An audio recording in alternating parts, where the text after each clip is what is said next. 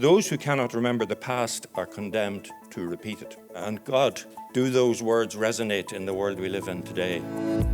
Today was a partnership between NYCI and HBI and Maynooth University to mark the 40th anniversary of the first ever youth policy in Ireland. The conference is reflecting a bit on the history of youth work over the last 40 years and setting out some of the challenges and opportunities that are there for the youth work sector. It's having it here in Maynooth, in the university, which has trained and developed a lot of the youth workers over the last 40 years.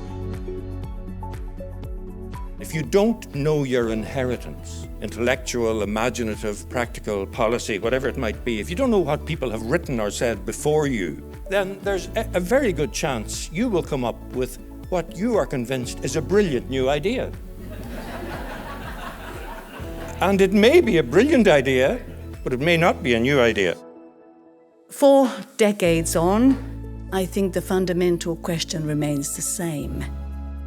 How do we best support and engage young people during change and transformation?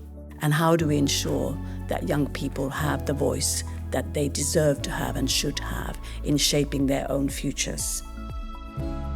I'm a believer in true partnership. It's building that trust up. You know, if we look at youth partnership, that's one thing, but for organisations in the voluntary space to come in and be in partnership at a state level, I think it's that trust and belief and power of decision making around that table, like real partnership.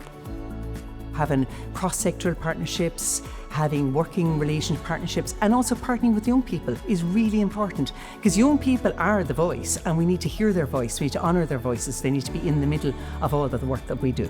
It works when young people feel both valued and safe to have their voices heard within these spaces, when adults take the time to build the relationships with the young people, and when everyone in that process understands that partnership is not just a once-off event, but in the end it's really worth it, because when we inevitably have these spaces and we build these connections with each other, the outcomes are stronger, they're more relevant, and they're much more innovative as well.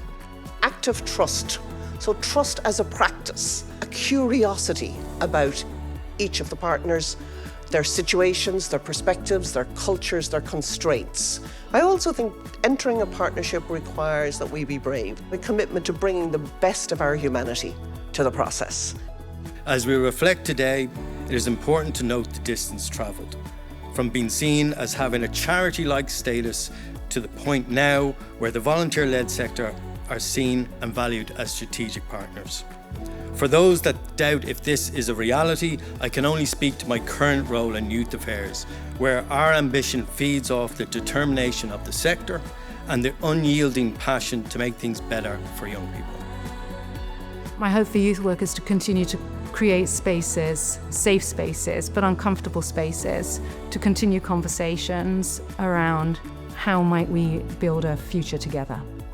Looking in from the outside, people say, well, where's the coherence? Where's the consistency in what youth work is about? And that's its fundamental strength, that it engages with young people in lots and lots of different ways on lots and lots of different issues. It's a movable feast. It's an unpredictable journey. Youth work is something that all young people should have access to. I still think that youth work in Ireland is amongst the best in Europe. I hope it continues to develop and grow so that all children get the best start in life, and that youth work then supports all young people who want to have the best youth work opportunity in life.